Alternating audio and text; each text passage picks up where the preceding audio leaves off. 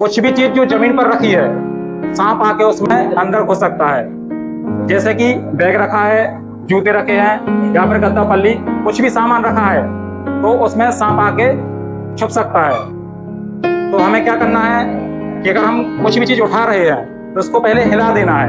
अगर सांप हो तो वो भाग जाएगा, है ना। अगर आप हिलाओगे नहीं तो वही कहानी चालू हो जाएगी। आपने एकदम से बैग में हाथ डाल दिया, उसमें सांप घुसा था, उसने काट लिया ना। सांप को हमें बताना है कि हम आ रहे हैं। जैसे आप रास्ते में जाते हैं तो आप लोग थक जाते हैं तो कहीं ना कहीं पेड़ के नीचे बैठ जाते हैं। पेड़ के नीचे बैठ जाते हैं, आप सिर्फ वहीं देखते हैं जहां पर आप बैठ रहे हैं, लेकिन पेड़ के चारों तरफ आप नहीं देखते हैं। जब आप वहां बैठ जाते हैं, हो सकता है आजू बाजू में कहीं सांप बैठा हो और वो आ गया हो चुपचाप बाजू में, है ना। तो ऐसी जगह आप बैठ रहे हैं तो चारों तरफ देख के बैठना है।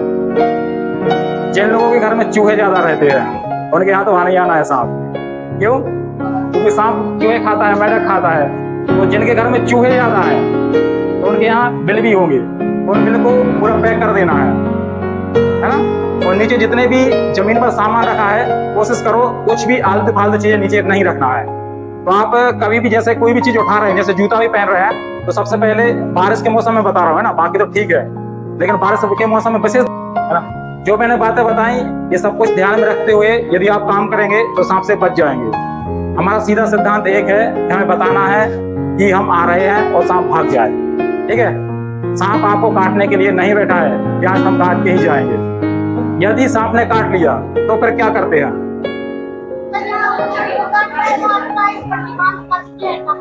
अच्छा, टाइट पट्टी बांध देते हैं ताकि जहर ना फैले। और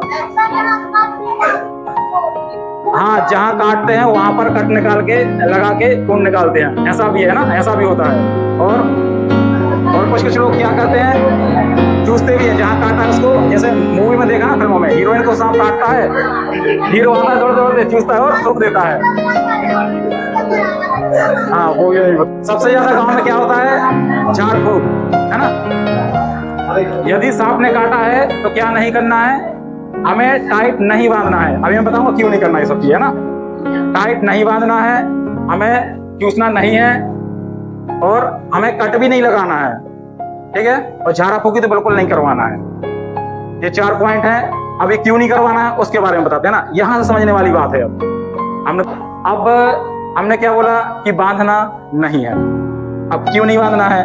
जैसे कि हमारे हाथ में सांप ने काटा, ठीक है, और हमने यहाँ बांध दिया, तो सांप का जहर ऐसा रहता है कि वो बहुत जल्दी फैलता है। तो हमारा शरीर किससे मिलकर बना है? सेल से, कोशिकाओं से, है ना। तो सेल टू सेल वो बस आगे बढ़ता जाता है। आप क्या सोच रहे हैं, आपने बांध दिया तो ऐसा नहीं कि सांप का जहर है जो ऊपर ऊपर जा रहा है, वो नीचे भी जा रहा है। नीचे जाके हमारे जो नसें रहती हैं, वेन रहती हैं, आर्टरी रहती हैं, उनमें जाके पूरे शरीर में फैल जाता है ना। आप लोग कहोगे बांधने से क्या दिक्कत है?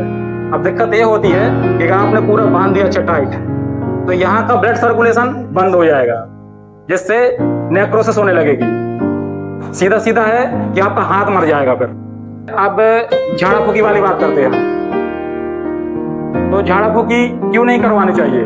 हमारे पास सिर्फ 100 मिनट है। कितने? यदि 100 मिनट के अंदर जिसको सांप ने काटा है वो हॉस्पिटल नहीं पहुंचा और 100 ml एंटी स्नेक वेनम नहीं लगा तो फिर वो मर जाता है ना। तो यदि हम कहीं झाड़ा फूकी करवाने जाते हैं तो जो हमारे गोल्डन मिनट हैं वो समय निकल जाता है। आप 100 मिनट बाद जाते हैं तो हॉस्पिटल में बोल देते हैं डॉक्टर सॉरी, ये होता है ना। और आप लोग कहेंगे कि फिर जो झाड़ा फूकी करवाते हैं कुछ लोग बच भी जाते हैं, वो कैसे बचते हैं? आप लोग एक बात बताइए, क्या सभी सांप जहरीले होते हैं? नहीं होते ना। तो किसी इंसान को यदि सांप ने काटा वो जहरीला नहीं था, और वो कहाँ चला जाता है?